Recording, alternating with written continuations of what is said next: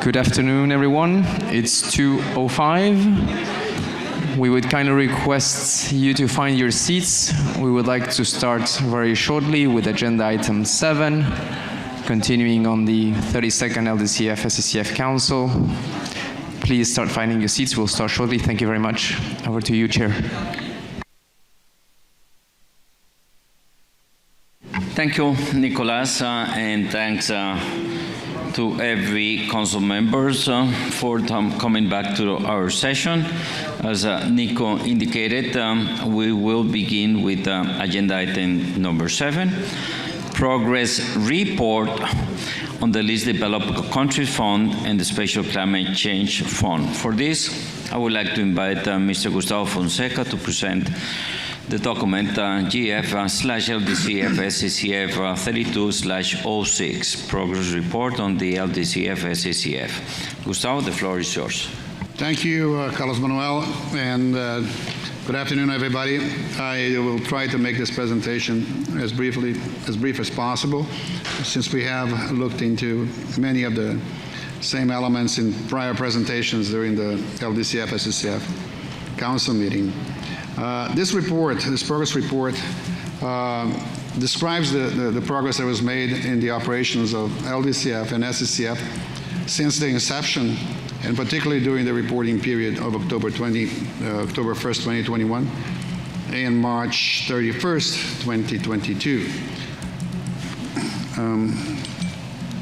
Starting with the Least Developed Countries Fund, the Ldcf, at the end of March of 2022, cumulative pledges to the Least Developed Countries Fund amounted to 1.99 billion. Of the resources pledged, 1.7 billion, or 88%, has been paid, and 245 million of pledges to the Ldcf remained outstanding. During this reporting period, a total of 206.16 million in new pledges were made by Belgium, Canada, Denmark, Estonia, Finland, France, Ireland, the Netherlands, Slovenia, Switzerland, and the United States. Paid contributions received during the reporting period amounted to 147.86 million from Belgium, Canada, Denmark, Estonia, Finland, Germany, Ireland, Netherlands, Sweden, and Switzerland. Funds available for new approvals at the end of March 2022 amounted to 164.9 million, and of this amount, 77.44 million was just approved in the morning for the 8 full-size projects that came before you for consideration in the work program. We have also made progress on CEO endorsements of projects that were approved at the 5th stage. During this reporting period, 10 Ldcf full-size projects were endorsed by the CEO for a total of $55 million of project finance, inclusive of fees and project preparation grants. These projects are expected to leverage $238 million in co-financing. Ldcf projects are expected to deliver reduced vulnerability of for more than 52 million people, improve the management over 8 million hectares to withstand the effects of climate change, and be used to train over 1.6 million people. In addition, more than 3,000 policy plans and processes are expected to be developed or strengthened to identify, prioritize, and integrate adaptation strategies and measures. And since the GEF started tracking Sacf's disaggregated data at the beginning of GEF 6, 44% of Ldcf beneficiaries and 48% of the people that were trained are expected to be female. Ldcf projects are focused on a range of sectors. Since the inception, the most common sectoral focus has been on agriculture, followed by water and climate information services. Ecosystem protection, restoration, and management are also common features of the program. Moving on to the Special Climate Change Fund, the Sccf. As of March 31st, 2022, cumulative pledges to the Sccf amounted to $356.94 million, and of the total resources pledged, $350.27 million, or 98%, has been paid. No new pledges or contributions have been received for the Sccf during this reporting period. Since the inception, $363 million for 88 projects has been approved under the Sccf. No new projects with Sccf support has been approved during this reporting period. However, 3 MSPs that previously had their PIPs approved were fully endorsed, fully approved for Sccf support during this reporting period. Additionally, since the end of the reporting period, 5 medium-sized projects, so 5 MSPs, have been approved for Sccf support through the Challenge program. The Sccf has a relatively balanced distribution of approval amongst agencies. Most of the funding, amounting to 55%, has been through development banks and EFAD, which has been a defining feature of Sccf, and it does illustrate the great potential of this fund to leverage large-scale financing for innovative adaptation solutions. Again, since the inception, 13 GEF agencies have been involved in the Sccf portfolio.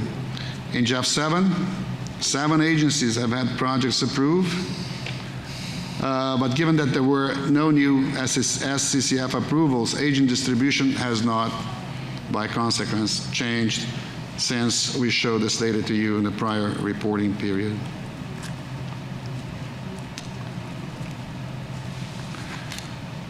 Sccf projects are expected to directly reduce the vulnerability of almost 9 million people. They're expected to improve the management of over 5 million hectares to withstand the effects of climate change, and train over 210,000 people.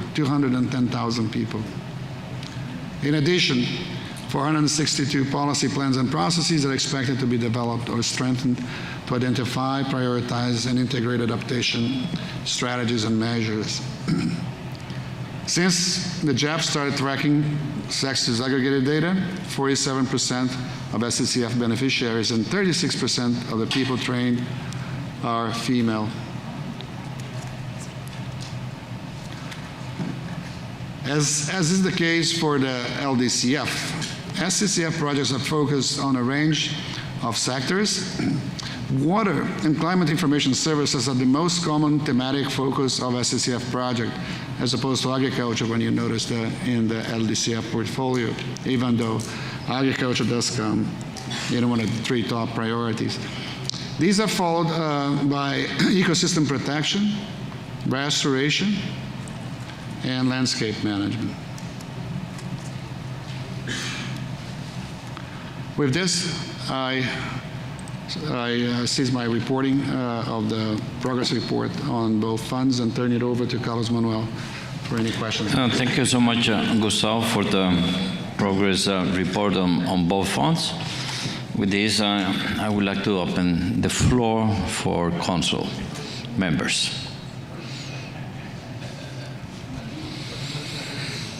Thanks.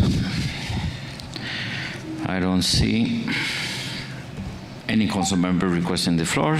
So with this, I would like to invite council to approve the draft text decision GEF/Ldcf Sccf 32/06 progress report on the Ldcf and Sccf.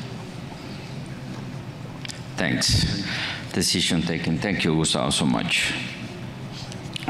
Now we will go to agenda item number 8, fiscal year 23 administrative budget and business plan for the Ldcf and Sccf.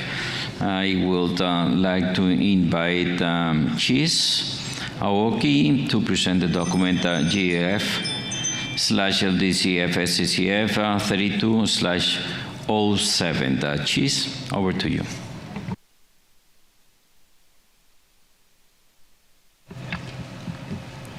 Thank you very much, Carlos Manuel. I'm pleased to present the fiscal year 23 administrative budget and the business plan for the Ldcf and the Sccf. The document summarizes activities undertaken by the Secretariat in fiscal year 22, supported by these two funds, as well as activities undertaken by staff, the trustee, and IEO. The document also presents a business plan for fiscal year 23 and the proposed budgets to carry out the business plan.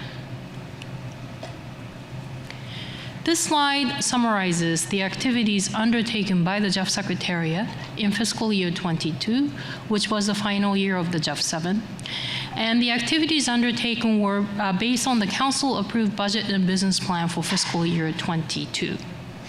This year, we finalized the implementation of the adaptation programming strategy for the GEF 7 period, presented the two work programs to Council, including the one that was just approved this morning. The Ldcf was able to serve all 47 LDCs with national projects, and strategic and global and regional projects were also supported. The Sccf, while limited in scope and financing, supported a number of highly innovative technology transfer and private sector-oriented projects, primarily as MTF's multi-trust fund projects, as well as a part of the very successful challenge program for adaptation innovation.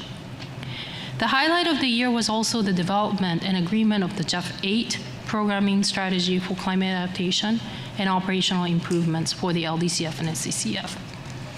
Including consultations with the participants as well as a range of stakeholders. The Secretariat also carried out intensive outreach to LDCs, donors, and stakeholders to ensure the programming in all countries, and also to develop the new strategy in a consultative manner. We also continue to engage with the UNFCCC process, particularly participation in the Glasgow COP, and responded to various guidance received. Finally, in this fiscal year, the Secretariat worked closely with the GCF to operationalize the long-term vision of complementarity by designing strategic programs such as the Great Green Wall, as well as other joint major initiative elaboration. This slide summarizes the business plan for fiscal year 23, which will be the first year of the GEF 8. We will focus our effort on the launch and the rollout of the 2022 to 2026 climate adaptation strategy adopted this morning, endorsed this morning. And the efforts will include outreach to countries to facilitate access and programming in line with national priorities and the new strategy. We will also launch the dedicated programs, which will include communication and visibility enhancements, outreach and capacity support, and organizational learning and coordination. In the first year of GEF 8, we are going to focus on the first two elements on the communication visibility, as well as outreach and capacity support, by developing and rolling out a visibility strategy targeted at the Ldcf and Sccf, and the outreach and capacity support with a special focus on enhancing access to support. The Secretariat will also organize 2 council meetings with work programs and relevant council document preparations. There will be concrete efforts to build outreach to countries and donors. We're also excited with the opportunities to scale up the challenge program for adaptation innovation in the GEF 8 period. And we aim to have 1 call for proposal during the fiscal year 23. So be prepared to have innovative projects coming through to be reported back to you. Last but not least, we will work on implementing the long-term vision with the GCF, also through the Ldcf and Sccf, such as the identification of adaptation-oriented major initiatives in joint investment plan development, among other activities. For the LDCF, the total fiscal year 23 budget request is $3,080,196, comprising of $502,196 for the GEF Secretariat, $427,000 for the trustee, $128,000 for staff, and $23,000 for GEF IEO. I should mention that after this agenda item, the IEO business plan and budget will also be presented to you by the IEO itself.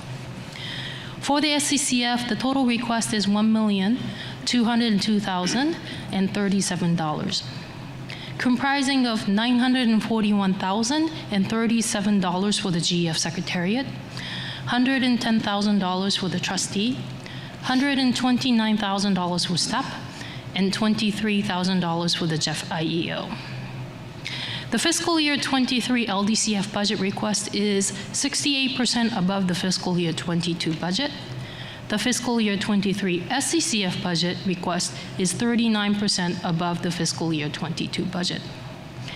The proposed increase in budget is primarily due to new investments in dedicated programs included in the GEF A programming strategy, and some increase in staff costs associated with the addition of mid-level staff and salary rate increases in the World Bank system.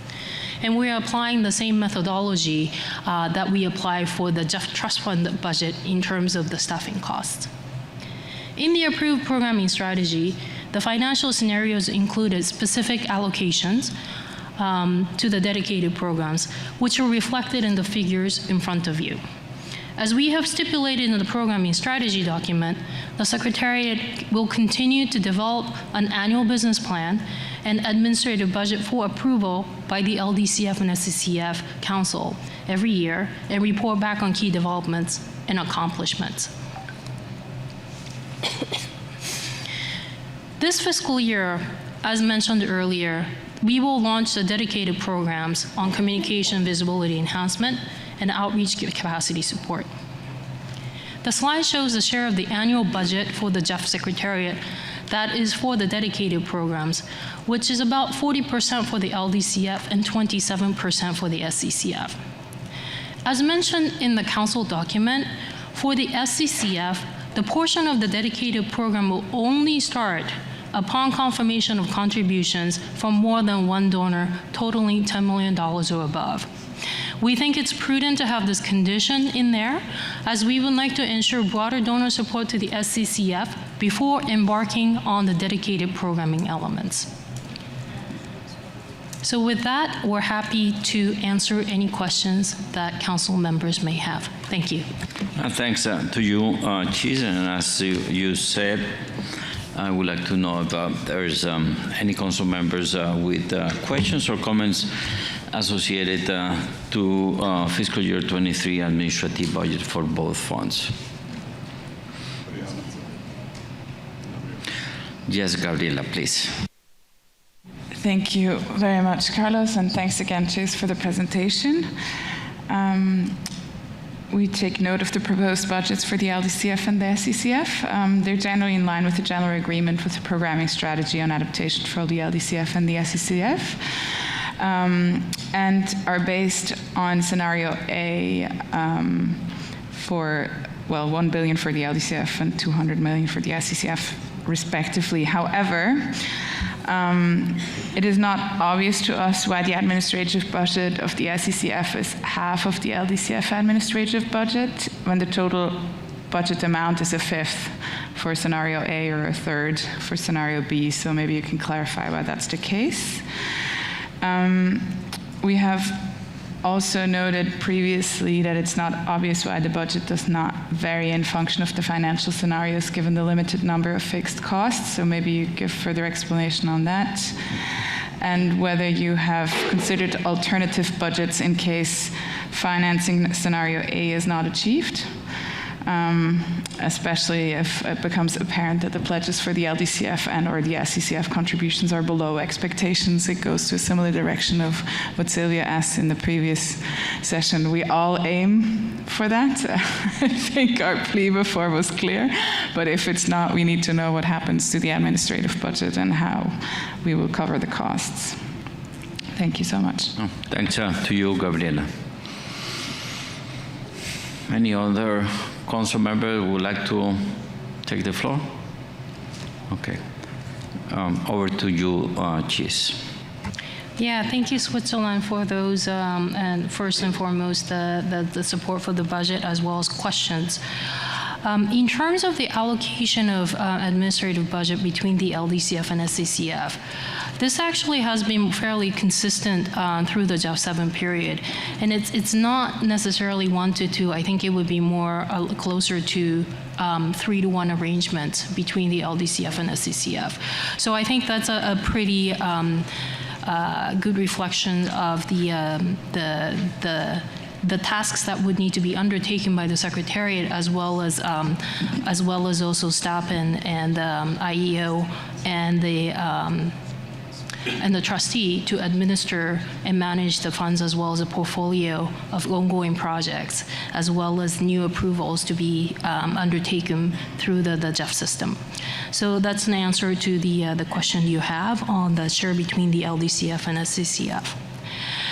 In terms of what would happen if the financial scenario, even the flow of financial scenarios are not met, I think this is going to be more of a particular concern for the Sccf front. And if you take out the amount of allocations that we're proposing in the budget for the dedicated programs, the increase that we're proposing for the administrative budget for the Sccf is not actually significantly more than what we had proposed for the fiscal year 22. So we're very cognizant of the financial situation of the Sccf, and this is why we have put in the clause to make sure that if additional donors, until the additional donor is found, as well as at least $10 million is put into the Sccf, we're not going to start actually implementing the dedicated program, which is going to be the increase on the budget that we see most for the Sccf. So in terms of having the cost to cover the personnel as well as the other costs of the trustee and staff and GEF IEO, we are confident that the amount of resources that we have in the trust fund at this point should be able to cover us for the fiscal year 23 as well as moving forward. So I think those are the questions that I can provide. Thank you. Yes, indeed. Thanks. Cheese. So after finishing the discussion on these agenda items, I would like to invite Council to adopt the draft decision that is included in the document GEF/LDCF Sccf 32/07. I see no hands being raised by any of the council member. Decision adopted. Thank you so much. Cheese. And thanks to all council members. With this, we go to our agenda item number 9, and I would ask my co-chair to lead with this agenda item. Ambassador Vituri, the floor is yours. Thank you, Carlos Manuel. Agenda item 9, financial year 23, work program and budget for the independent evaluation of the GEF under Ldcf and Sccf.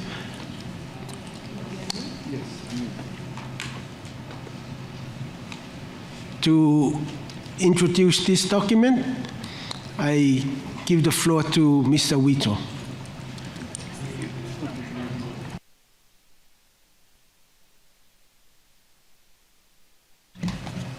Good afternoon.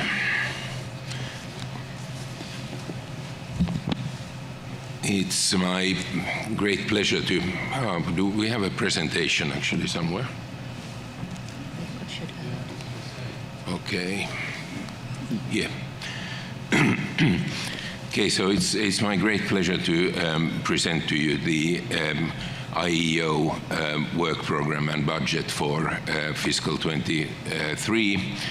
But we'll start with this presentation with the annual evaluation report for 2022. and then we'll move to the work program for Ldcf and Sccf and the IEO budget thereof. So I would like to ask my colleague Anna Wigg, who is our office focal point for Ldcf and Sccf, to present the annual evaluation report. Thank you, Juha. And the clicker? Yeah. How do I do it? Green. Thank you. Thank you, Juha. In fiscal year 22, the IEO completed the 2021 Sccf program evaluation, which we presented to Council in December 2021. We included Ldcf, Sccf, and adaptation to climate change in OPS 7, and prepared the AER, which is being presented to this Council as an information document. Since the GEF annual performance report has moved to reporting every other year and was not done this year, the AER 2022 presents a special study on the impacts of COVID-19 pandemic on project design, implementation, and results. We reviewed 53 projects, 19 PIFs, 15 midterm reviews, and 19 terminal evaluations submitted during the pandemic from late March 2020 to December 2021, and interviewed stakeholders from one project at each stage. So that's 3 projects. We found that all the PIFs included information on the impacts of COVID-19. The biggest disruption was delayed stakeholder consultations, with many projects postponing consultations with community-level stakeholders to the PPG stage. All the PIFs included COVID-19 related risks in the project risk framework, in line with guidance from the GEF Secretariat, such as travel restrictions and lesser availability of technical expertise during implementation. Also, the majority of the PIFs noted the relevance of project interventions for the COVID-19 recovery process. The review of midterm reviews and terminal evaluations found that 28 of the 34 projects were delayed, and in some cases, implementation came to a halt. Delays were a result of travel restrictions, supply chain disruptions, staffing issues, among others. Some projects, such as the Lao PDR and Columbia projects, relied on local communities and district-level governments to resume implementation once local COVID restrictions were lifted. Extensions of end dates were approved for 10 projects and were recommended for an additional 5 projects at midterm. Half of all projects noted risks to sustainability of outcomes, mostly due to the economic impacts of the pandemic, which affected financial sustainability, and the inability to complete activities that would have supported sustainability, such as training. The conduct of midterm reviews and terminal evaluations was also impacted. In 9 cases, data collection was entirely virtual, while in 19 cases it was mixed, with virtual interviews plus some field verification. Many of the project's adaptations interventions lend themselves naturally to supporting the recovery from COVID-19.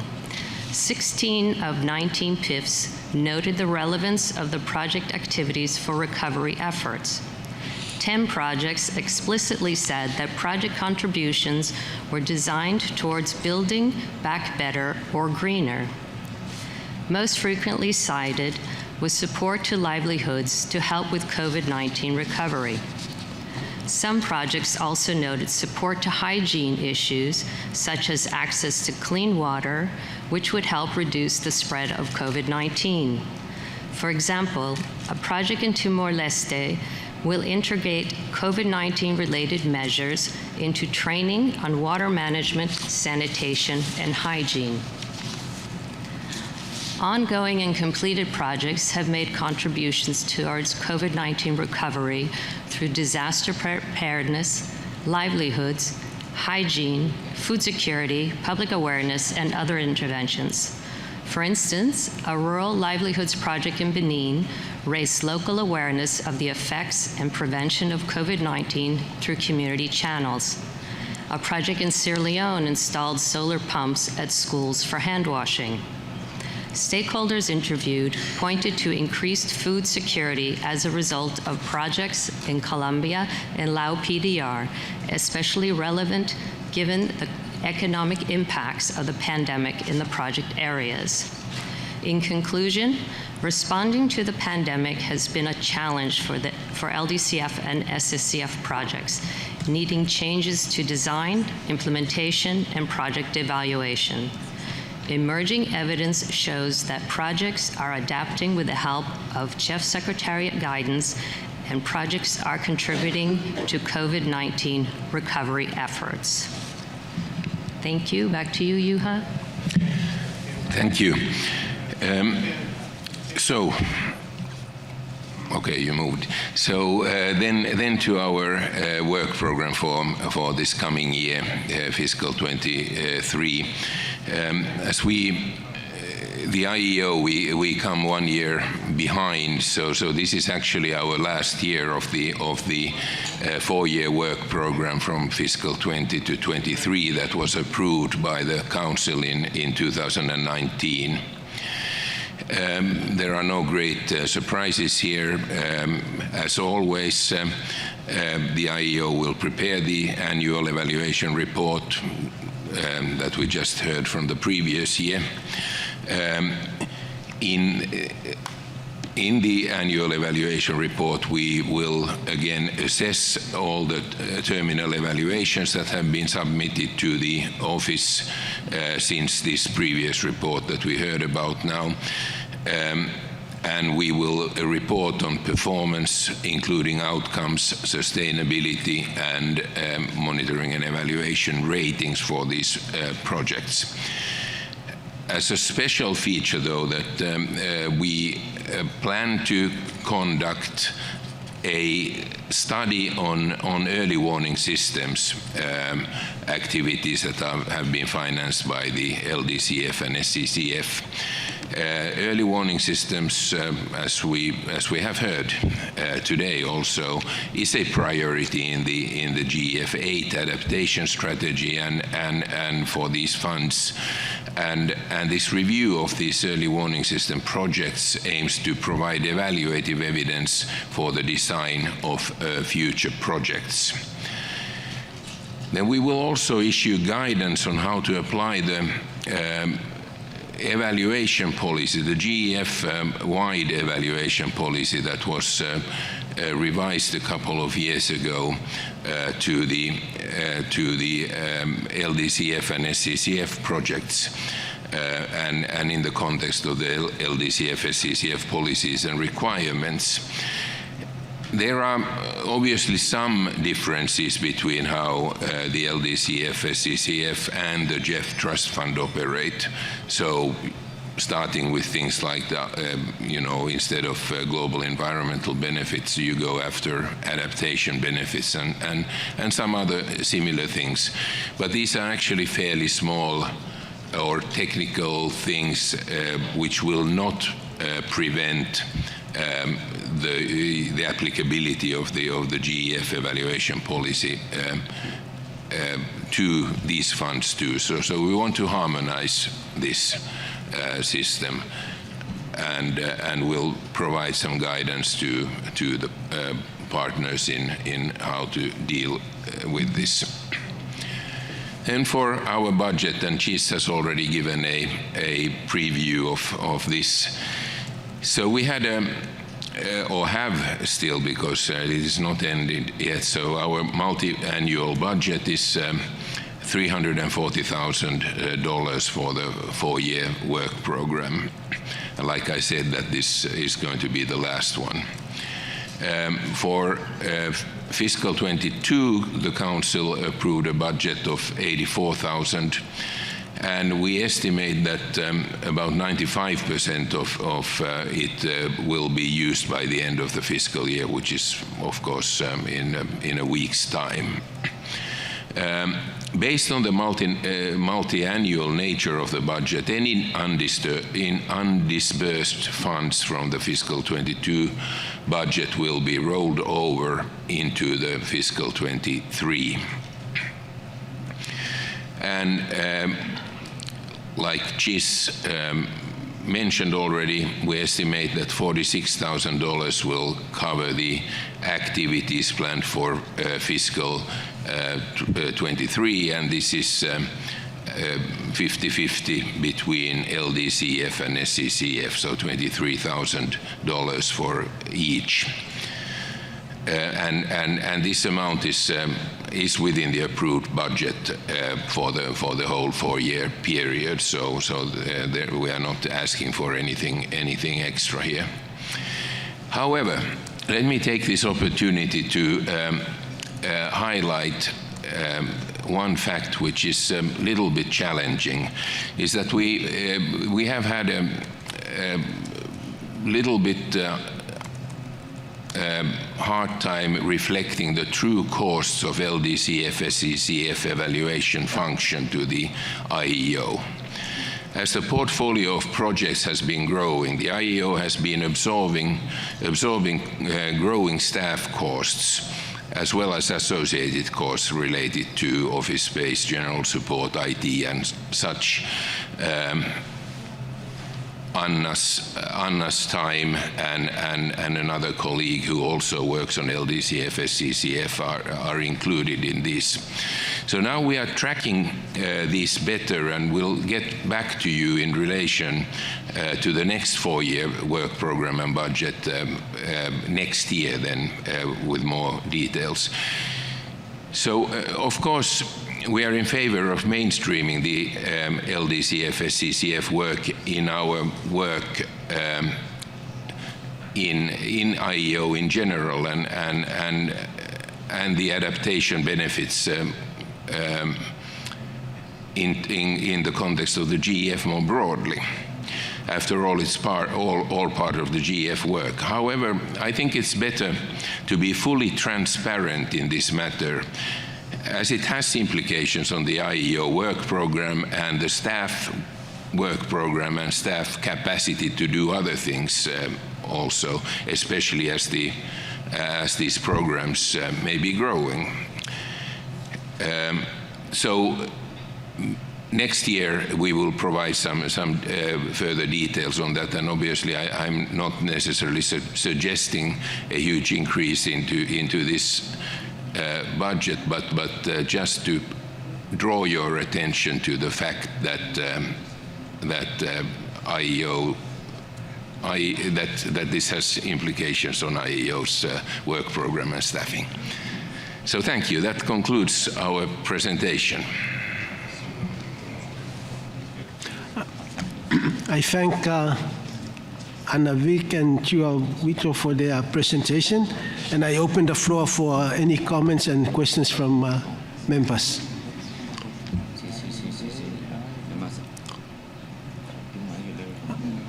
I see no one requesting for the floor, so can I invite the Council, therefore, to adopt the draft decision that is included in document GEF/LTC SCC 32/E/01. It's done. So the decision is adopted. Thank you.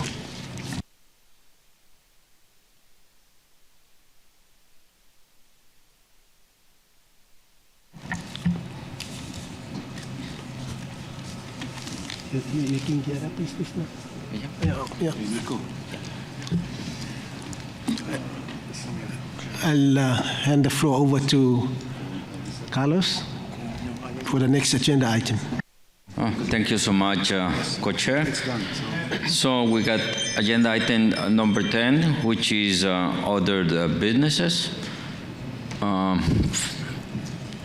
when we approved the agenda this morning for both funds, there were nobody asking for the floor for other businesses, so I will go to our next agenda item, which is agenda item number 11.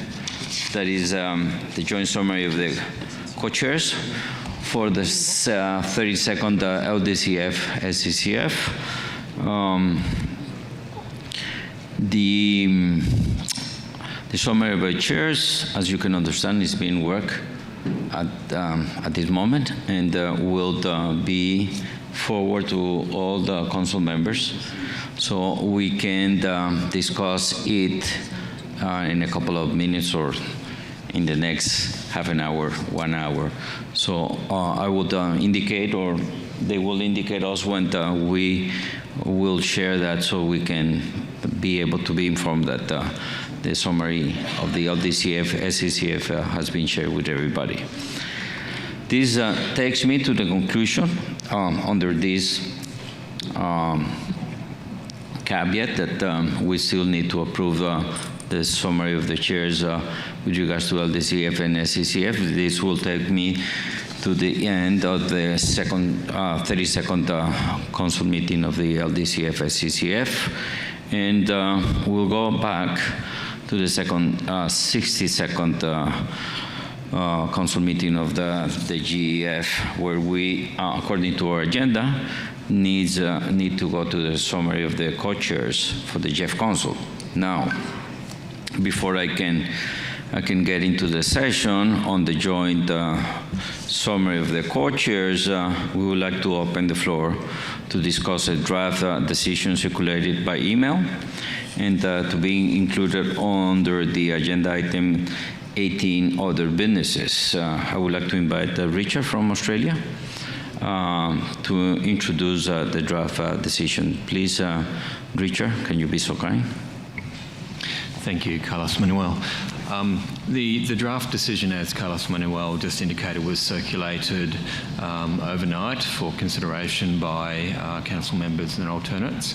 The draft text was as a result of discussion yesterday in other business, flowing from the Sacf report on the need for GEF to consider the development of a risk framework.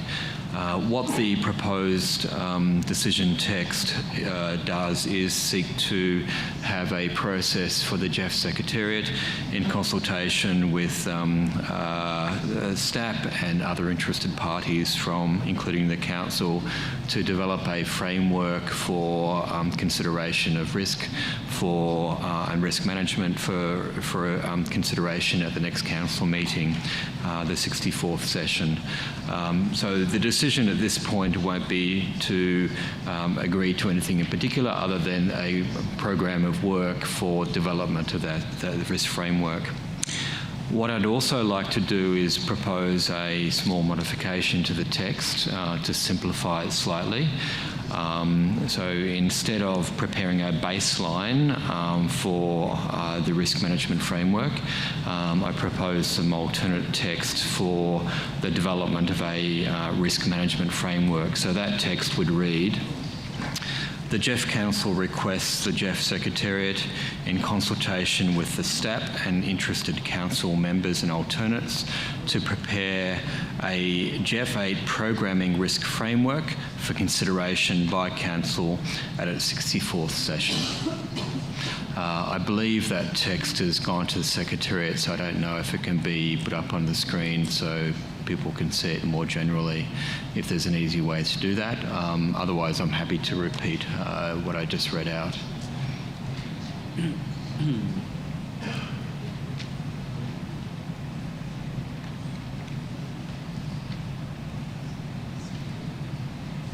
It will take us a couple of minutes, Richard, to be able to put the text on the screen so it can be seen by all council members. Okay, thank you.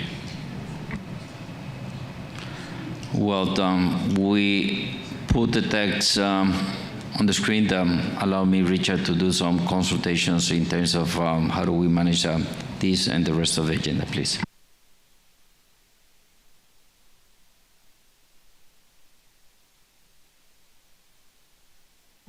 Richard? Now we got it on the screen. Would you like me to just quickly walk Yes, through that please. again? Yeah. So, as I indicated, well, Hey, who's that? do you want me to describe it?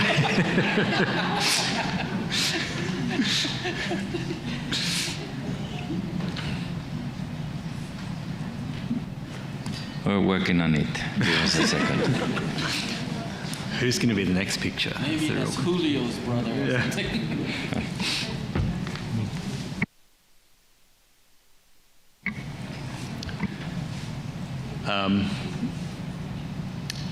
So, as I mentioned a few moments ago, the decision text, and I'll just read it out again, is that the GEF Council requests the GEF Secretariat, in consultation with the staff and interested council members and alternates, to prepare a GEF 8 programming risk framework for consideration by council at its 64th session. So instead of a baseline that didn't really comprehensively reflect the staff report and the need for a broader framework, this language reflects the need for a broader risk framework to be developed for consideration by council at the 64th session. Thank you so much, Richard, for that. I would like to ask council members if they are fine with this proposal from Richard to be included as a decision of agenda item 18, other businesses.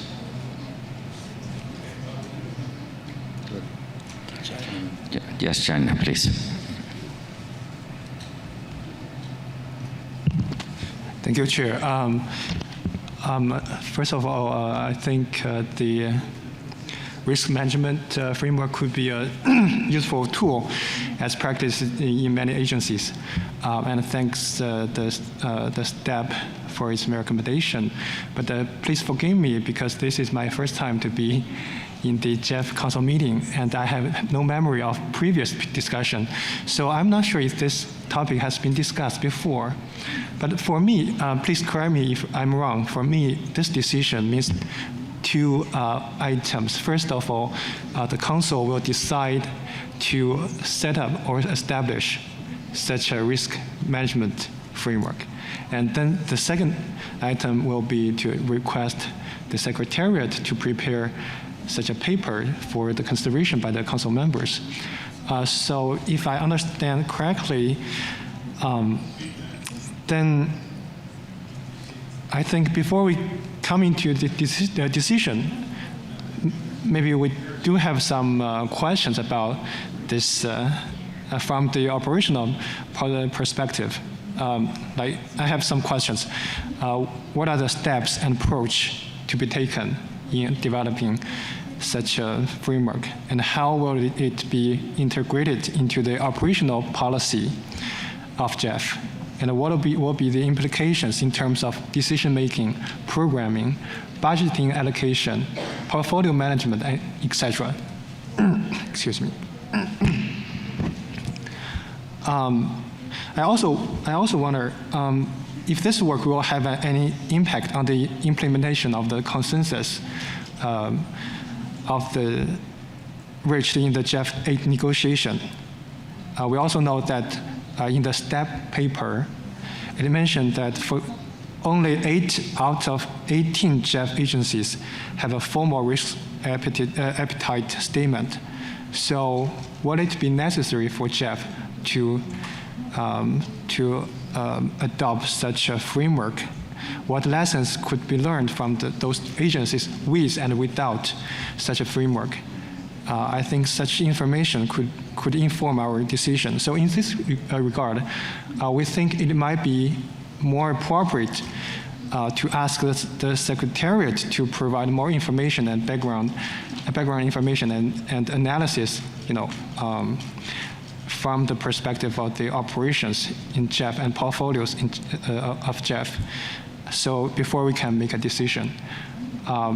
And besides, I'm not sure, since in many agencies establishing such a framework, risk management framework, will take a relatively long time to establish such a framework. So I'm not sure if it will be feasible to be submitted to the council in 64 council meeting. Thank you, Chair. Oh, no, on the contrary, thanks to you, Tian Wei. All very good questions, very good comments. I'll pass the floor to Gustavo, who will address them all. Thank you very much, Mr. Zhang, and thanks for the very pertinent questions that you posed. Just to clarify what this decision before the Council at this point in time means, and then preamble that with this discussion on risk appetite. This discussion has been with the Council for a while already. Many council members have raised it on numerous occasions, and eventually it became part of the Sccf work program to develop a first approach and what something of this nature could look like. This paper was presented as an information paper, and Rosina Bierbaum, the chair of Sccf, made a presentation as part of her overall presentation here yesterday, describing where they are on this. The council took an interest in furthering that work and asked the Secretariat to join with the staff and come back in a year's time, in 2 council meetings, with a paper that hopefully will have a framework that could be put before you for examination, consideration, approval, or not. Right? So this is the steps in this process. It might be that different scenarios may occur. First, we might come a year from now, present a paper to you, and you say it's not enough, it's too premature, it's not good enough for us to make a decision. Go back to the drawing board, come back 6 months or a year, whatever the case might be. And in that sense, both staff and the Secretariat are in the hands of the Council. Another scenario is that we come back with a paper. The Council likes the paper and asks us to operationalize it in whatever way we think would make sense, and we would come back with that plan. Or thirdly, they may say, this is not something we want to do at this stage, and let's not approve it. So whatever decision would make sense at that point in time would determine what the next steps would be. But nothing will happen before a year's time, when we have been requested to come back to the Council together with staff with such framework. If we don't have a decision now, then we have a problem in our hands, because we're still going to be in the same place that we are at this stage. So this is a request to start a study on how this could look like, and to come back to Council with a proposal. And we may actually come back to Council and say, well, this is too complicated, we couldn't do it in a year, we might ask for another 6 months to finalize this. So these scenarios are all possible, but there's nothing set in stone. This is a request to us as the Secretariat that serves the Council to undertake the study together with staff. Is that clarified? If I may, thank you very much, Gustav. Excellent explanation. So basically, I understand this is a feasibility study from your point of view that could be submitted for council members' consideration in their next meeting. So if that is the case, and no formal decision was taken at this time, whether or not we are going to have such a or establish such a framework, maybe we can slightly revise or modify the language in our decision. So just to avoid some ambiguity, for example, maybe we can just describe it as use your word, feasibility study of programmatic risk management framework. I'm not sure if.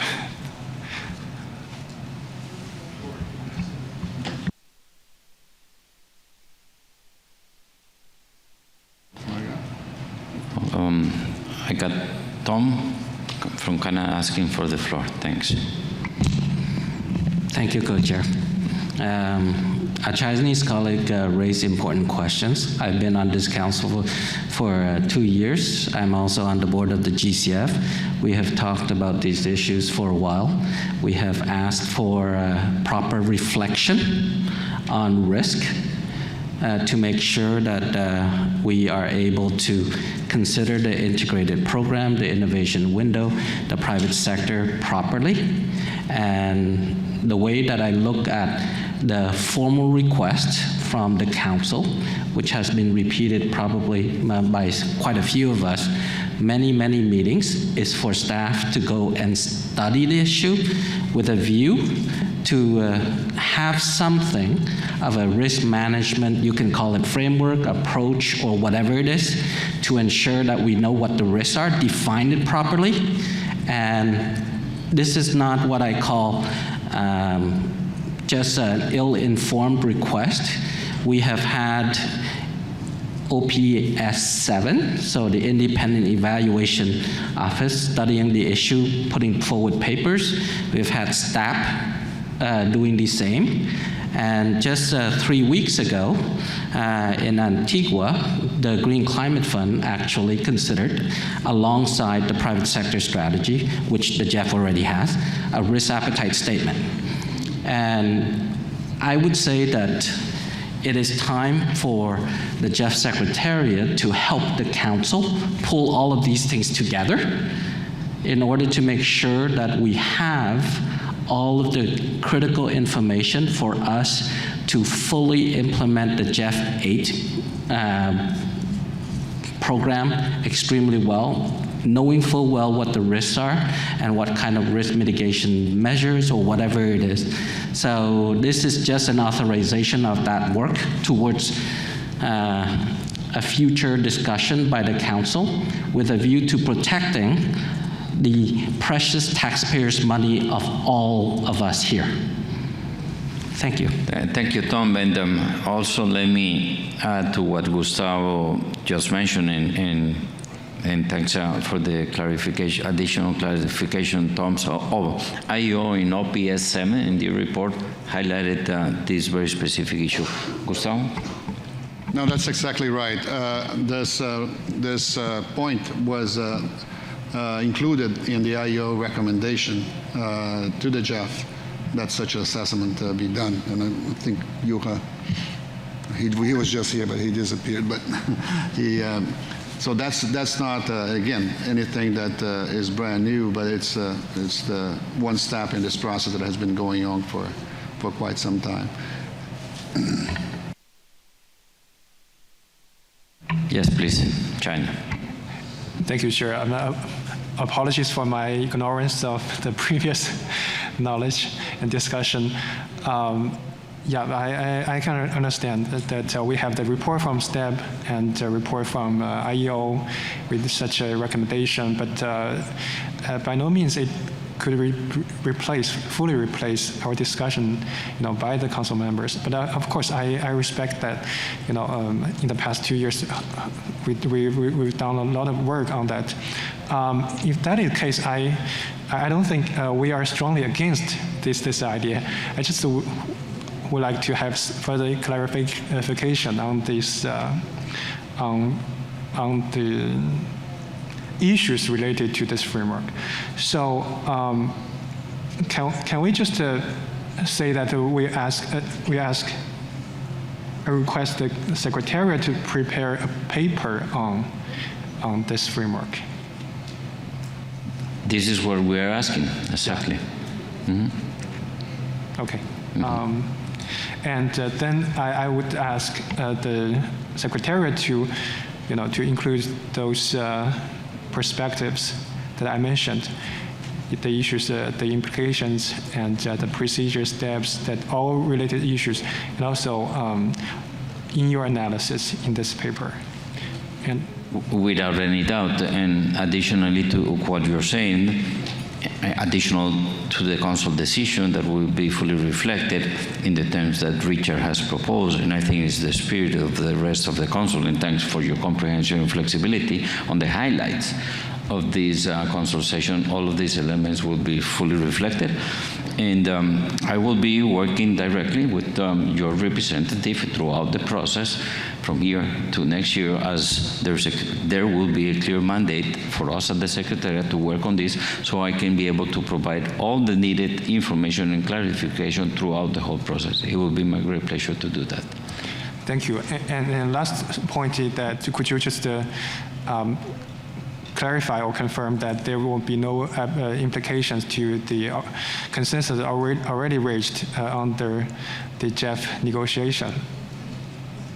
Definitely, there won't be any changes based on that, because we take decisions under consensus based on documents that has been approved and studied and discussed within all members. So be assured that that won't happen at all. Thank you. Okay. Thanks. Richard. Yeah, just briefly, I agree with all the comments made by China. These are all important considerations that need to be built into the development of the framework so it can be presented to Council. One of the key things that I see through this process is the consultations that need to take place with relevant stakeholders, and very much looking at what the risks are on the ground and engaging with regions as part of that process. That's the foundations of how the risk framework could be, will need to be developed, but ultimately it's the mechanism and framework that the Council can use in making decisions about programming. At the moment, we have a framework, but everyone has a different perspective of what that framework is because it's not documented. Having this framework gives a basis for having a discussion around what is the risk profile that the Council should take in making decisions about projects that not only considers the risk side but also the benefits, and provides the opportunity to look at other opportunities of what the Council can do in the future and what the GEF can do in the future. As Carlos Manuel articulated at the outset of the meeting, the GEF needs to be positioned to be relevant and effective going into the next decade, and we're going to see changing needs. Having a framework is going to be essential to enable the GEF to make the decisions to look at those opportunities in a way that factors in both the risks and benefits, and has the means of Council working through those questions about what's going to be best for the GEF on a project-by-project basis, but also looking at from a broader portfolio perspective, and what type of risk appetite is going to be necessary to get to reach the objectives for which the GEF has the potential to reach. Thank you. Thanks to you, Richard, for the additional clarifications. We're totally on the same page on behalf of the Chair of the Council and the Secretariat as well. And thanks, Tian, for your comments and clarifications. We'll be working so you can be assured that the process will be very straightforward. So with this, I presume that there is a council decision on this agenda item. Thank you so much. Thanks for this. With this, we close the topic of other businesses. Yes? Sorry for come back, Chair. Just on the language, could you just project that language again? Nicolas, can we do that again? Give us a second.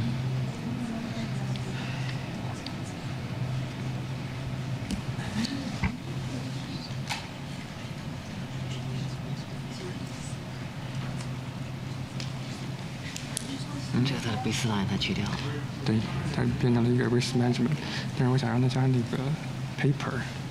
Okay, here we are. Thank you. Can we just put I'm sorry, but just a very minor editorial suggestion on, can we just add a paper either after the framework or before that to prepare a paper on? Nicolas, you have the ability to. Yes. Can you put on the highlighted for the so all council members can see. I don't know if it's... Yeah, just prepare a paper on or a paper on GEF program? Yeah, or a framework paper. Okay. Either okay. works.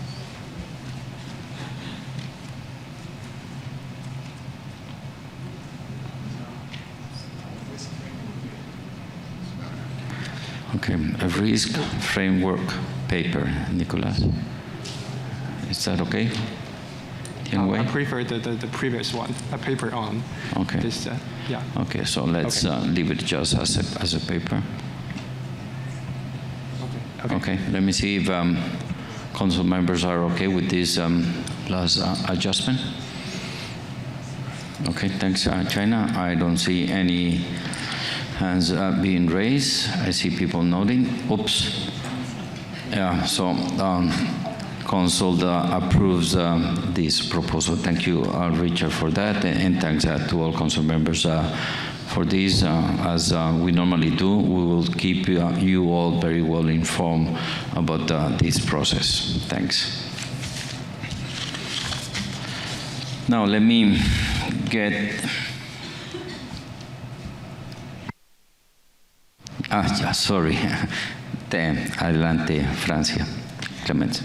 Yes, Nathalie, it's okay. Thank you.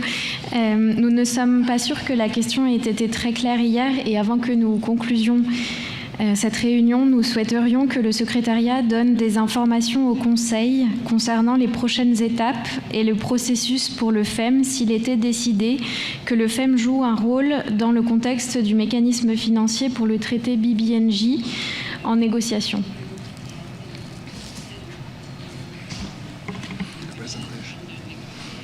It will be my pleasure to do the proper clarification, Clemens, for that. And thanks for reminding us on this very important element. If we all recall, unfortunately, we were unable to conclude the work lunch that we had prepared for you. So I will ask Gustavo to give us more details on what we have in terms of our next step follow-up with this very important topic. Gustavo. Thank you, Carlos Manuel. I'm just waiting for the presentation to load. Just a couple of seconds. Okay. So we're not anymore on an informal lunch, but let's go to the second slide. Where is it, though?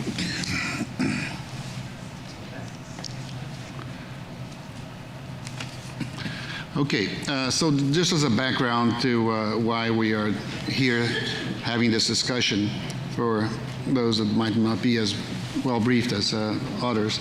In the past, and the ongoing work of the GEF has been relevant to the ongoing negotiations around a BB&J treaty that is currently happening, because we have been operating with components that overlap with the BB&J agreement that's being, again, negotiated in our international waters focal area.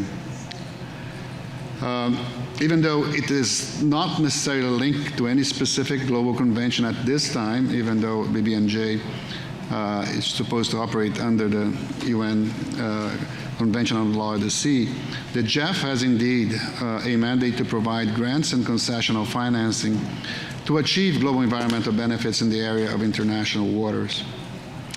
And to date, the GEF has invested over $1.2 billion in shared marine resources, particularly in large marine ecosystems. And on areas beyond national jurisdiction, the GEF has invested close to $80 million at leverage and another $500 million in co-financing. And this includes two major programs that are dedicated to areas beyond national jurisdiction, GEF 5 and GEF 7. Of relevance to BB&J, the GEF also funds capacity building in the area of marine genetic resources, which is another thematic area of BB&J. This work is undertaken currently and related to the Nagoya Protocol under the CBD. Over the next 4 years, 82 million have been assigned for work in this area by the GEF. The GEF is also a major funder of marine protected areas and marine spatial planning. During the current 4-year cycle, the GEF has supported the creation and improved management of 1.4 billion hectares of marine protected areas. Then let's move on to the next slide that shows that given this work and the relevance of the negotiations, we have already in the strategy, the programming strategy for GEF 8, a placeholder text associated with a budget of $34 million in one of the 3 objectives of the International Waters Focal Area, which deals with areas beyond national jurisdiction. It includes the paragraph that you see here. At the request of the negotiating parties to an international legally binding instrument under the UN Convention on the Law of the Seas on conservation and sustainable use of marine biological diversity of areas beyond national jurisdiction, once negotiations have concluded, and with the agreement of the GEF Council, we could support national ratification and implementation of the instrument. Now, let's see, if this would go forth. And unfortunately, probably this slide is not too readable for those who are far from here. But what we're trying to do here is to describe what the steps that were taken when the Minamata Convention first considered in its negotiations that the GEF play a role as a financial mechanism of this most recent convention that was added to the GEF mandate more recently. What happened there is that the Mercury Intergovernmental Negotiating Committee, used to call INC, it began its process in June of 2010. And the discussion on the financial mechanism commenced in that process at INC 2, which was the second meeting of this committee. And the GEF was almost immediately considered as a potential operator of the financial mechanism of Minamata, together with other options that were also being negotiated at that time. So being aware of these developments, the GEF Council at that time, at the suggestion, at the proposal of one of its members, requested in November of 2011 that the GEF Secretariat develop the main elements of an operational program on Mercury and options for financing. A corresponding information document was presented to the May 2012 GEF Council, where a briefing with the INC chair was held under the all other business agenda item. The formal process between the Minamata Intergovernmental Negotiating Committee and the GEF started with the inclusion in the agreement's draft text of clear provisions to create a financial mechanism to potentially designate the GEF to operate as a part of it. This occurred in October of 2012 in the draft entering the 5th Intergovernmental Negotiating Committee meeting, INC 5. And building on these discussions, the GEF Council was able to provide a formal response to INC 5. The GEF Council indeed took a decision in November of 2012, stating that if invited, it would be ready to serve as a financial mechanism, as part of the financial mechanism. The response from the GEF Council enabled the negotiating parties to agree at INC 5, and a text was included on the role of the GEF in the future Minamata agreement. So let's move on to the next step here. The designation of the financial mechanism is confirmed once, it's confirmed once the new agreement was formally adopted through a diplomatic conference. For the GEF, the relevant amendments to the GEF instruments were presented in the GEF Assembly for approval by consensus of the 184 member states of the GEF. And let me open a parenthesis here, is that the Assembly for the approval of this role doesn't impede the GEF to start providing funding to the objectives of the convention even before that takes place, because we already had, through the chemicals focal area, activities in that space.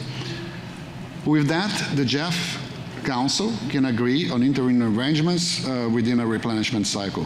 For the Minamata Convention, the GEF Council decided in 2013 on the establishment of an early action pre-ratification program for the Minamata Convention.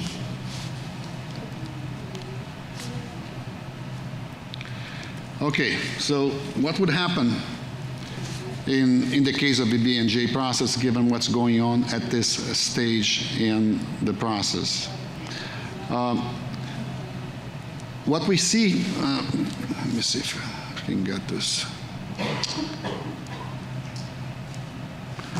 Unfortunately, the animation is not working very well, but.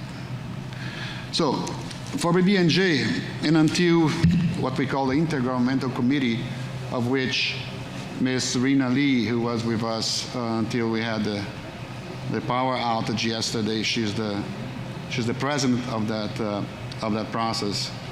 And until IGC4 in March of this year, discussion on the financial mechanism remained very preliminary. So we couldn't act, or we couldn't come to you or develop in the agenda for this council any formal process of consultation, because the GEF was not, at that point, clearly identified in an appropriate way in the draft for any role in that agreement. So the GEF Council has not formally debated this yet, and that was the reason why we wanted to have an informal lunch, just to update you all on where we are in this process, where the negotiations are, and now we're doing this in this session here. So the key dates for the upcoming BBNJ process can be seen in this slide, if you can see these boxes, but I will spell it out. They include the IGC 5, the Intergovernmental Committee meeting 5, which is slated to take place August 15 to 26 of 2022, which is potentially the last IGC, and could be followed by a diplomatic conference. Or if they don't advance that much, it could be followed by another IGC or IGC 6. But there is some hope, or there is some expectation on those that are negotiating this agreement, that a possible agreement on IGC 5 would be possible, and then you enter straight into the first diplomatic conference, and that then formalizes the next steps. As I mentioned earlier, the Assembly, the GEF Assembly, is the only body that can amend the GEF instrument and introduce another mandate formally to the GEF's mandate. And the interesting thing this time around is that by this point in time, we would have had our GEF Assembly, but we didn't. So in a way, it was, at least for this process here, fortunate that the Assembly is now slated to occur in the summer of 2023, where clarity about all of this would be much more concrete, and then we could actually speed up if the Council decides to take on this mandate. Could be sped up, and the GEF instrument could be amended to include the mandate of the BNJ in it if the Council wishes. So if the Council wishes to do so, and I'm not asking for any decision at this point because this is not an agenda item, but if the Council wishes to do, and upon request of at least one Council member, the outcomes of the BBNJ IGC 5 that I mentioned will be held in August, can be discussed in the December Council meeting, November or December Council meeting, depending on when our GEF Council meeting will take place, and this is another agenda item later on. So the Council may also wish to request the GEF Secretariat to prepare inputs to inform further discussion on any potential decision the Council might wish to take at that time. And if the time is pressing, the council may also resort, and we have the ability to do that in the rules of procedure, to resort to electronic decisions at any point in time, just to make sure that it doesn't stop or delay the process on the other end, which is what's happening in the Intergovernmental Committee negotiations, looking for a diplomatic conference in the near future. With this, I stop here and we'll be glad to answer any questions. Thank you so much, Gustavo, and thanks to Clemenza for asking on this. Clemenza, you want the floor, please? Merci beaucoup. Et oui, j'ai une question. Si une décision, en gros, quel est l'impact, comme nous n'en avons pas encore discuté au Conseil, si une décision, est-ce que le fait de ne pas encore en avoir discuté pourrait avoir un impact sur la décision qui pourrait être prise à l'IG5 dans le cadre des négociations?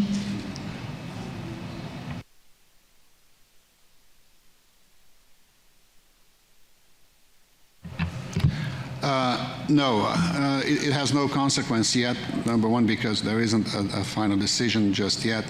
And number two, because we have been in touch constantly with the presidency of the INC and keeping in close mind, in close contact to try to identify if issues come along the way that might, turn out to be issues such as the one you've mentioned. So there's no real need for the council to have any opinion at this point in time. Come August, and there is a decision, then we will bring it up, or I hope someone will bring up as an agenda item for the December meeting. And in the meantime, we would be working very closely with the IGC process to follow up on what is happening on their end, and also even initiate some informal consultations with certain interested council members. And as I say, we can have a decision by mail should that be deemed necessary at any point in time to facilitate processes on the negotiation side. That can be done as well. But if we have everything lined up, and if council is really interested in taking up this additional mandate, we could actually have a conclusion, including a possible MOU between the GEF Council and the convention as soon as the GEF Assembly in 2023. But it's all hypothetical. Merci beaucoup pour ces précisions. It is our pleasure, Clemens. Thanks to you all. So before I enter into the... There's Richard and Rod. Excuse me.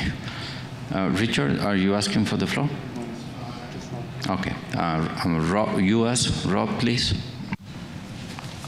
Yeah, thank you very much, Carlos Manuel, and thank you, Gustavo, for that really good presentation. Very, very informative. I just have a couple of questions. Can you clarify? I'm sorry if I missed this. Whether the BB&J negotiation, whether the secretariat from the negotiation is going to still do a presentation in a couple of weeks. Have you made any progress on rescheduling the presentation that we were supposed to have yesterday? Because I think that would be super helpful. So that's one question. And then I want to maybe raise a couple of other questions.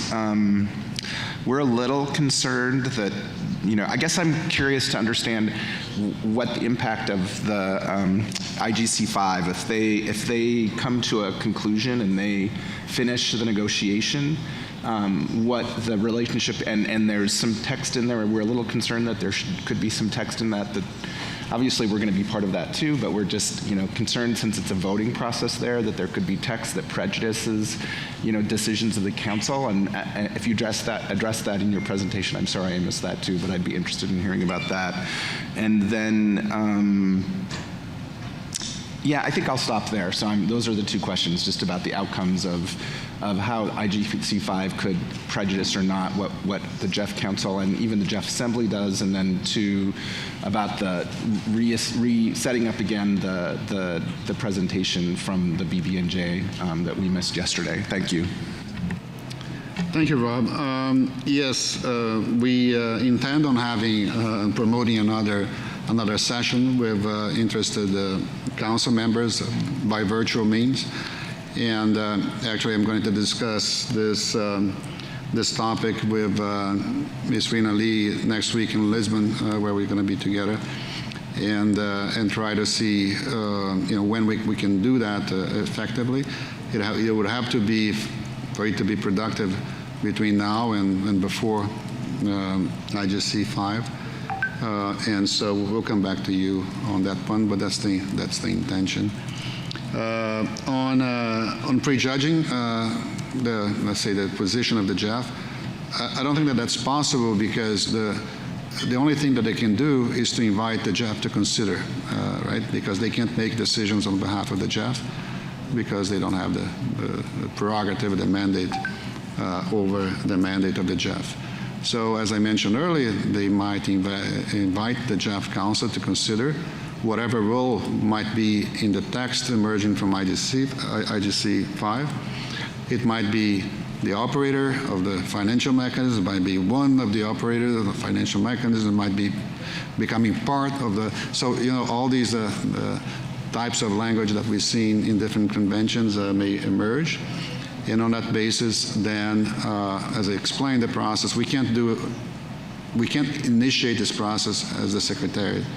We have to be reactive to members of the Council. So members of the Council would have to say, well, look, this came out of the negotiations, and we would like to bring it to the Council for discussion. And the next best point in time is December.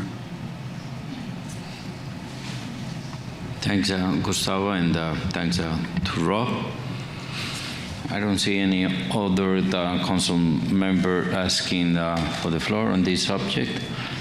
As a small announcement, I want to inform everybody that the summary of the chairs for Ldcf and Sccf has been distributed with everybody. I'm asking everybody to multitask at this moment. And yes, I want to once more say thanks to the work that William Elhars is really doing behind the scenes, facilitating everything here. I see Vincent, Netherlands, please. Thank you, Chair. Before we end our discussion on the joint summary of the Ldcf and Sccf Council, there's one point our council seat wants to make. You know that our council seat is occupied by two countries, the Netherlands and Finland. And my Finnish colleagues had prepared a presentation under an agenda item that has been dropped in the very last version of the Ldcf agenda. So with your indulgence, Mr. Chairman, I would give the floor to my colleague Jonas Haverinen for a short statement from Finland. Thank you. Please, it will be our big pleasure. Thanks.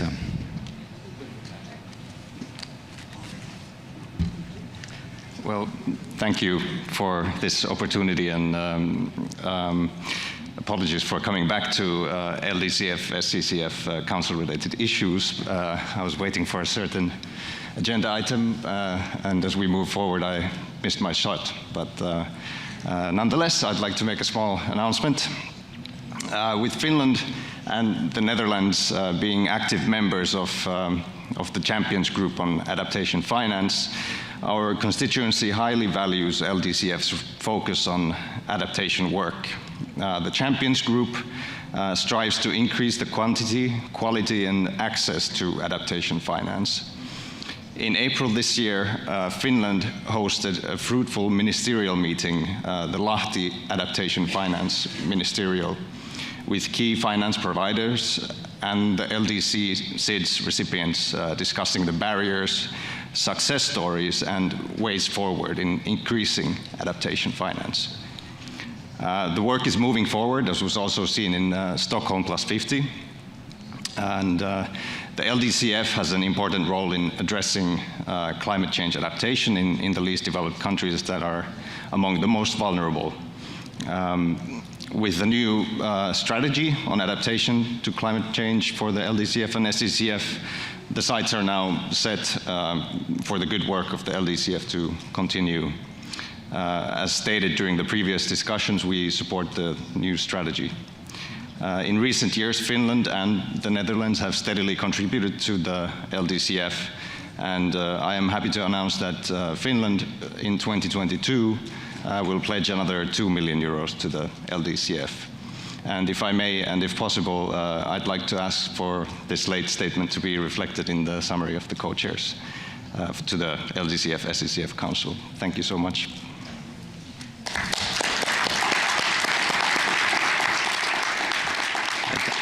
I thank you.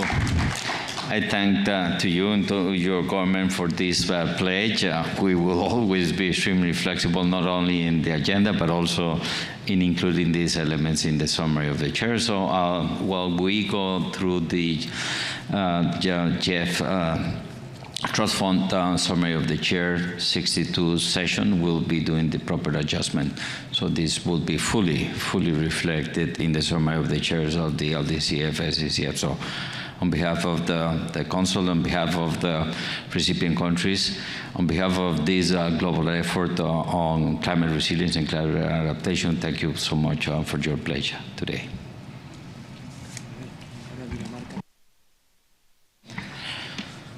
Emily? Emil?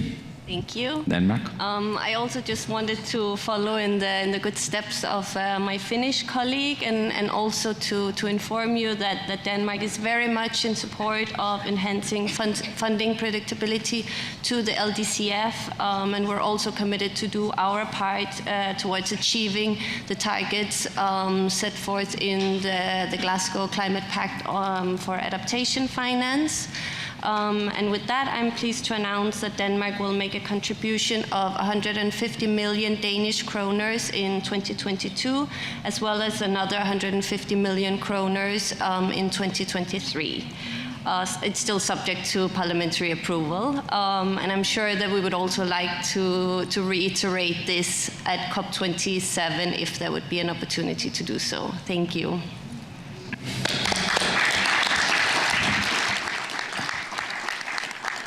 Thank you so much, Emil, and thanks to your government. We didn't have any intention for doing pledging here, so we welcome, and I don't know, I feel that we are on a roll on the pledging. Please let me know if this is correct or not, but well, very happy again with these pledges, this commitment to the Ldcf, Sccf.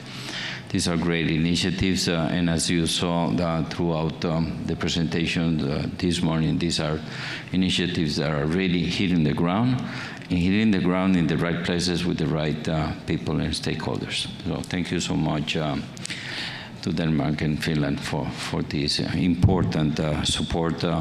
We will continue working on this based on the Council decisions, and we'll bring much more information and details as we go into COP27.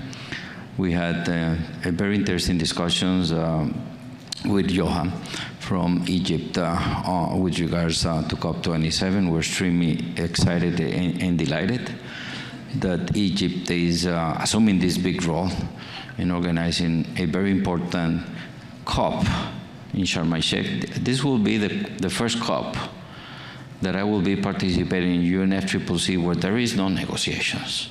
We'll be talking about implementation. And this is the right approach and the right context for the GEF to deliver. So I thank you so much, and also this is a great opportunity to wish the best to Egypt in the organization, but also this is a great opportunity on behalf of the GEF to recognize the strong leadership of the presidency of the COP in the hands of UK. So the transition from UK to Egypt really excites us. There's a multiple processes going right now in that transition, and the GEF look forward to contribute to a very successful COP27. So thank you so much, and thanks for the opportunity to recognize the work that the presidency, UNFCCC presidency has done, and the best wishes for the new presidency in COP27. Thanks. With this, I will go according to what we had presented in our agenda to the 62nd GEF Council agenda item 15, which is the summary of the chairs of the GEF Council.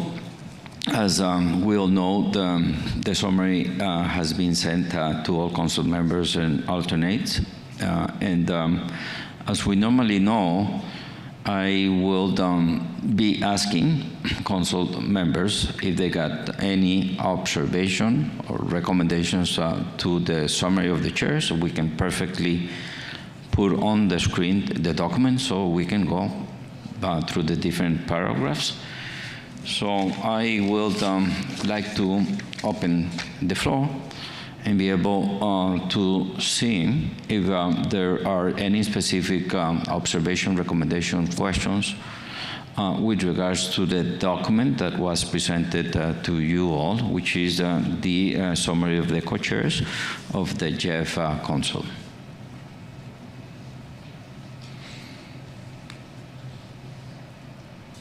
Nico, can we put the document on the screen to facilitate any intervention by the council members?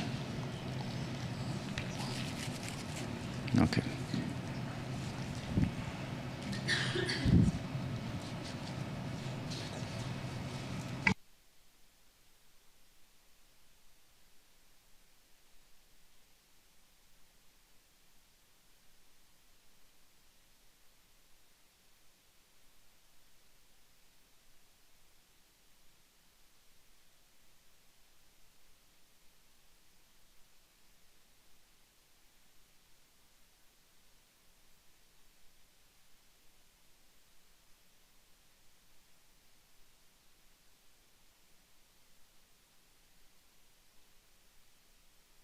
So I'm asking Nico, since this was the last agreed text that we agreed upon a few minutes ago to be reflected here. So I got Renato, please, Brazil. Thank you, Carlos. My comments go to the agenda item number 2 of the summary draft. Yesterday and on Tuesday, we heard some voices here on the floor regarding the need for a decision to be published on the counter-engagement strategy, including my question on that we request to publish the assigned budgets for each of the 3 implementation components of the counter-engagement strategy.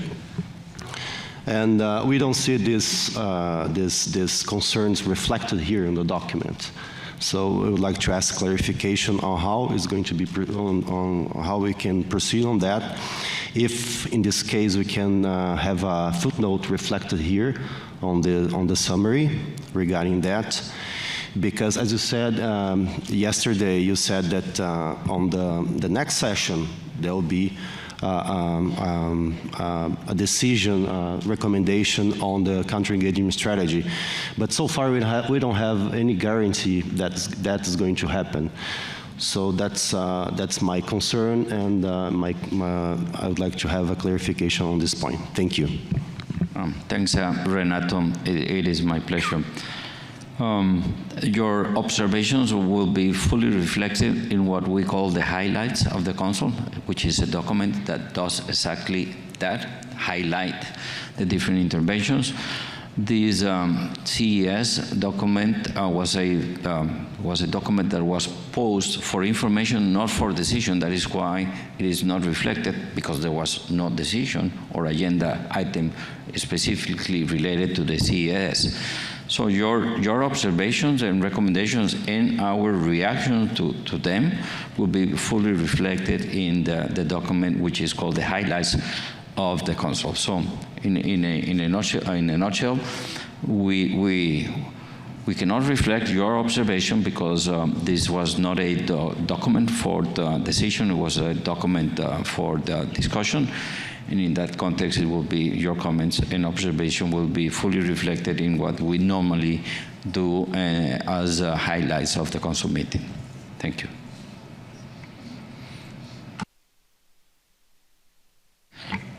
Yes, Ana Antonella, please. Muchas gracias, Carlos Manuel. Nosotros también desde la circunscripción Cono Sur queremos que quede reflejado nuestro pedido y el compromiso que ayer se asumió de que en el próximo Consejo vamos a contar con este documento, con los arreglos de implementación para el CES, con un proyecto de decisión como se ha hecho en otras oportunidades.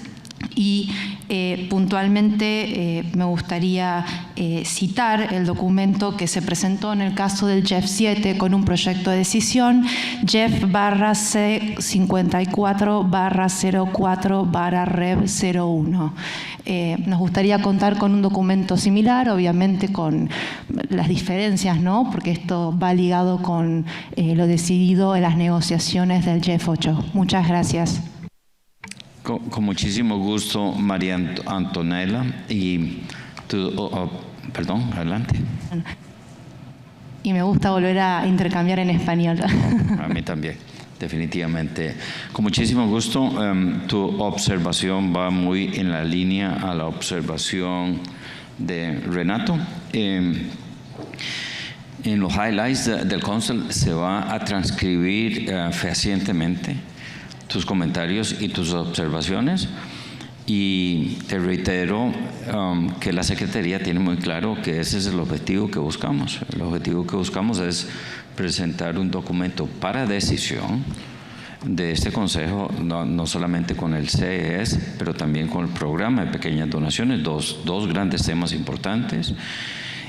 Porque requerimos una decisión con relación a la operativización de los mismos. Así que pues sí, con muchísimo gusto te reiteramos el compromiso que tenemos, que nace de la decisión del replenishment, y que pues tus comentarios y observaciones van a ser fehacientemente reflejadas en el highlights del Consejo. Gracias a María Antonella.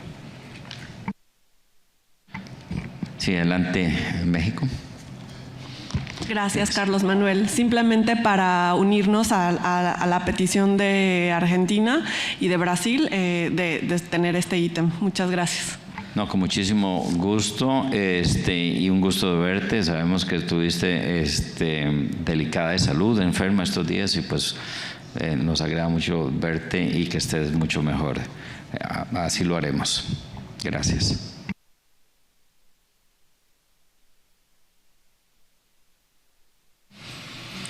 So I don't see any hands being raised or any council member requesting for the floor. So I assume that we are all happy with the summary of the chairs of the 62nd GEF Council.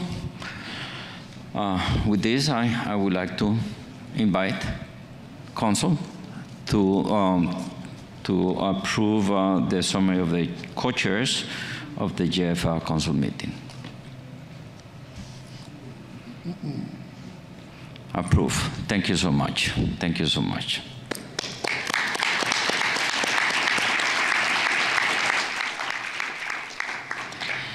Now we will go with our last agenda item, which is agenda item number 8 of the 32nd Ldcf Sccf Council, that has to do with the summary of the co-chairs. Okay. So my co-chair has gave me the pleasure to continue on this effort of looking for convergence and approval of the summary of the Ldcf Sccf. So I will open the floor to hear if there are any observations, comments, or questions related to the document, summary of the co-chairs of the Ldcf, Sccf.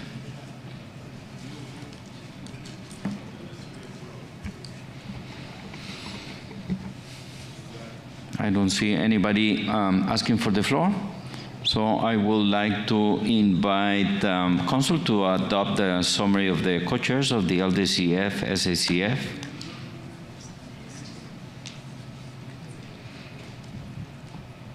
Adopted. Thank you so much.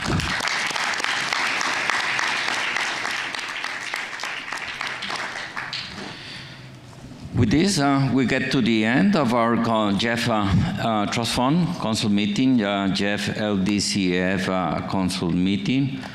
Let me thank everybody, all the participants throughout the last 3 weeks, all the council members, all the alternate staff, supporting staff, the agencies and partners that has joined us together.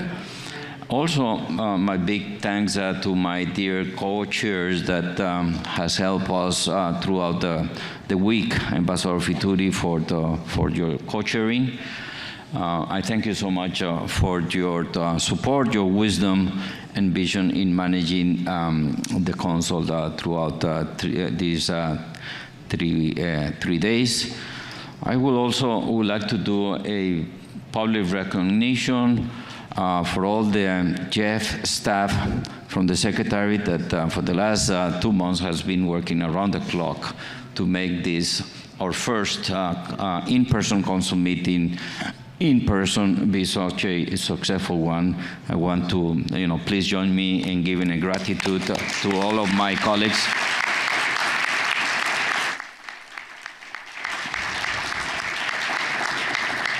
I'm also very happy that this first in-person council meeting is the end of a process and the beginning of a new one. I want to congratulate you all for the very successful cycle of the GEF 7. Even though formally we are concluding in terms of this council GEF 7, this is the beginning of the implementation of GEF 7. And my best wishes to all the agencies and the countries that has the complex, difficult tasks in performing, delivering, and implementing all of the GEF 7 projects in moments that effectiveness and impact is in the core of what we need to do. But also this is a great opportunity to congratulate all of us for what we aim in terms of GEF 8. I'm super excited, super happy on the full approval of the replenishment process. And we will be working in the next week with the multiple efforts in planning for implementing the GEF 8 process. We will be also announcing the way that we would recommend to Council with regards to the 63rd meeting that the Council will have in December. We will consult and inform you all in the next couple of weeks on the different options that we have. Also, this is a great opportunity for me to thank the Government of Canada for their leadership and commitment in organizing our GEF Assembly. As I said, this is going to be a non-conventional GEF Assembly, and that really excites me even more, to be the opportunity to do something different, bold, ambitious. And I thank Tom and all of his colleagues in the Government of Canada for the opportunity to organize and engage in delivering a very successful GEF Assembly. With this, I would like to give the word to Tom. Since our dear CEO called me out, let us say that thank you so much to you, to the staff and everybody else for a successful first in-person. This is, after 2 years on the council, this is the first time I know how short you are, along with me. And in addition to that, because you promised everybody that the GEF assembly is going to be unconventional, I assume that you will be the wedding planner for this thing as well. So thank you so much in advance. Well, we got a lot of things in common, Tom. You know, we like the same hairdo, and that is, you know, compelling. Before closing, I won't be able to close without giving the words to my dear co-chair. So, Ambassador Fituri, the floor is yours. Thank you, partner. Thank you, Carlos. I think it was William Shakespeare who penned the phrase in one of his plays. I think it was Julius Caesar, where he said, "I came, I saw, and I conquer." Now let me paraphrase that and say, I came, I saw, and I fell in love with our council.